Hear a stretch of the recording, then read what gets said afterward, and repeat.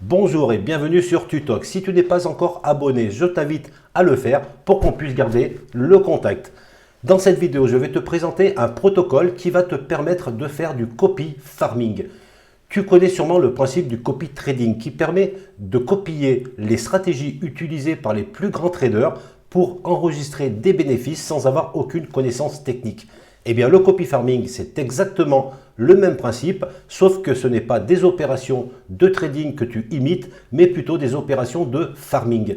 Ce protocole, c'est Donkey Finance, qui veut démocratiser le farming auprès des utilisateurs de la DeFi, en proposant simplement de copier les meilleurs farmers de la finance décentralisée. Tu pourras ainsi mettre en place des stratégies très complexes de farming en un seul clic. Attention, le farming c'est adapté pour les plus courageux de la DeFi, ceux qui aiment prendre des risques et qui les assument. Certes, on peut gagner énormément, mais on peut aussi perdre. Alors si tu as envie d'en savoir plus sur le copy farming, reste avec moi et on y va après ça.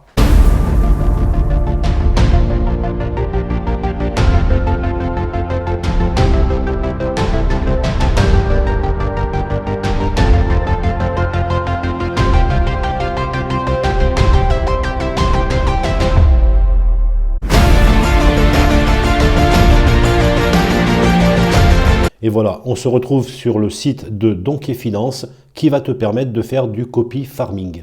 Alors la première chose, c'est que pour pouvoir utiliser l'application, tu vas devoir détenir le token natif de Donkey Finance qui est le token DON.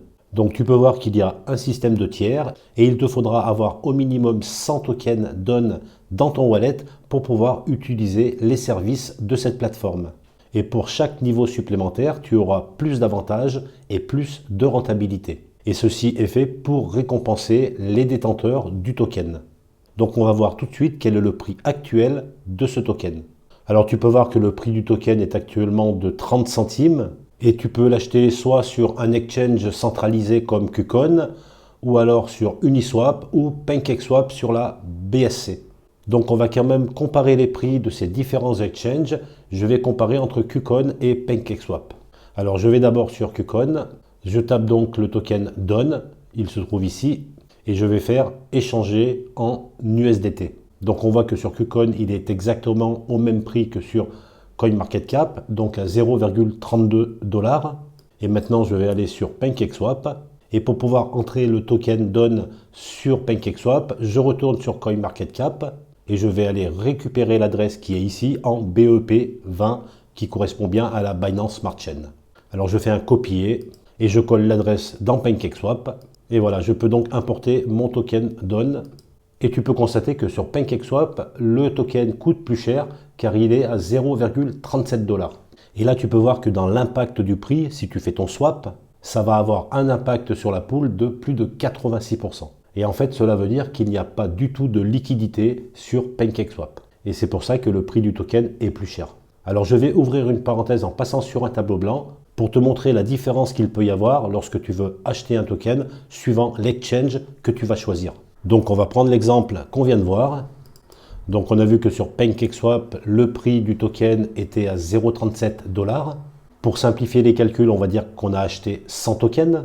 Ce qui va nous revenir donc à environ 37 $. Et ces tokens DON seront directement dans ton wallet MetaMask, qui lui est déjà dans un réseau BEP20 de la Binance Smart Chain, puisque tu viens de les acheter sur PancakeSwap. Ensuite, il faudra les envoyer sur le protocole de Donkey Finance, que je note DF, et il faudra juste que tu payes des frais de transaction entre MetaMask et le protocole Donkey Finance. Donc je vais appeler ça X $. Après, on a vu que sur KuCoin, le prix est de 0,32 $. On va en acheter la même quantité. Ça va donc revenir à 32 $ environ. Alors de KuCoin, tu vas devoir envoyer les tokens vers ton wallet MetaMask. Et là, tu vas devoir payer des frais pour les envoyer sur le réseau BEP20. Et ensuite, de la même façon, tu vas pouvoir les envoyer sur le protocole Donkey Finance. Et là, ça va te coûter exactement la même chose sur ce qu'on a vu pour PancakeSwap. Et c'est donc seulement les frais de l'envoi de KuCoin vers MetaMask qui vont faire la différence. Donc je vais aller voir tout de suite sur KuCoin quel est le montant des frais si j'envoie mes tokens vers MetaMask. Voilà, donc on voit sur KuCoin que les frais sont de 5 tokens si on veut les retirer. Donc c'est des frais fixes, que tu en retires 100 ou 1000, ça sera toujours les mêmes frais. Donc on va retenir 5 tokens à environ 0,32 $, ce qui fait environ 1,6 $ pour pouvoir retirer nos tokens de KuCoin. Donc en fait, c'est comme si tu avais acheté tes 100 tokens 33,6 $. Et par rapport aux 37 $ de PancakeSwap, eh ben, on est encore vraiment gagnant en passant par KuCoin. Voilà, je ferme la parenthèse de cette explication, mais c'était pour te montrer que parfois, il faut quand même comparer les prix avant d'acheter un token. J'en profite pour te dire que si tu n'as pas de compte actuellement sur KuCoin, c'est un super exchange où tu peux trouver beaucoup de pépites et il y a un lien d'affiliation dans la description de cette vidéo qui te fera gagner 5% sur tes frais de transaction. Bon voilà, tu peux acheter d'une façon ou d'une autre et maintenant on va retourner sur le protocole de Donkey Finance. Alors sinon, il y a deux façons pour participer à Donkey Finance.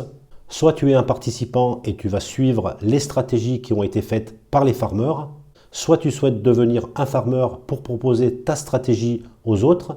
Et dans ces cas-là, c'est dans ce menu Farmer où tu vas devoir remplir un formulaire pour être éligible.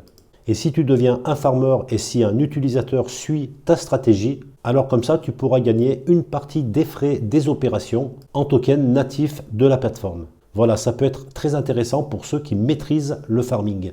Bon, ceci étant dit, on va lancer directement l'application. Alors tu peux voir qu'il y a plusieurs pools de farming avec des rendements différents. Donc certaines pools sont sur la Binance Smart Chain, d'autres pools sont sur le réseau Matic, il y en a d'autres sur le réseau Avalanche et enfin sur la blockchain Phantom. Donc je vais prendre par exemple la pool de farming où tu peux stacker du BUSD de la Binance Smart Chain. Et là, tu as des rendements qui vont de 50 à 150% suivant le niveau de tiers où tu te situes. Alors, je vais cliquer sur cette pool pour voir plus de détails. Alors là, tu vois qu'il y a 3 stratégies qui sont proposées par des farmers. Donc, on peut voir le nom de celui qui propose la stratégie et tu peux voir le nombre d'investisseurs qui sont en train de suivre cette stratégie. Tu peux voir aussi que pour chaque stratégie, il y a un niveau de risque. Alors la première stratégie avec des risques au minimum, la deuxième stratégie avec des risques moyens et bien sûr la dernière stratégie est proposée avec des risques élevés. Et ça, c'est super bien fait par le protocole car tu vas pouvoir choisir une de ces 3 stratégies suivant le niveau de risque que tu souhaites prendre en farming. Et en cliquant sur le bouton Open d'une stratégie, tu peux voir en détail la stratégie proposée. Alors déjà, tu peux voir qu'il y a plus de 7 millions de dollars de TVL dans cette pool de liquidité, ce qui est énorme et c'est un bon signe. Au sujet de la stratégie proposée, eh ben c'est super bien représenté et comme ça tu peux bien visualiser dans quel système tu vas investir ton argent. Alors si on détaille cette stratégie, tu déposes directement tes BUSD sur le protocole Donkey Finance. Donc il y a 10% de ce montant en BUSD qui va être stacké sur le protocole Solo.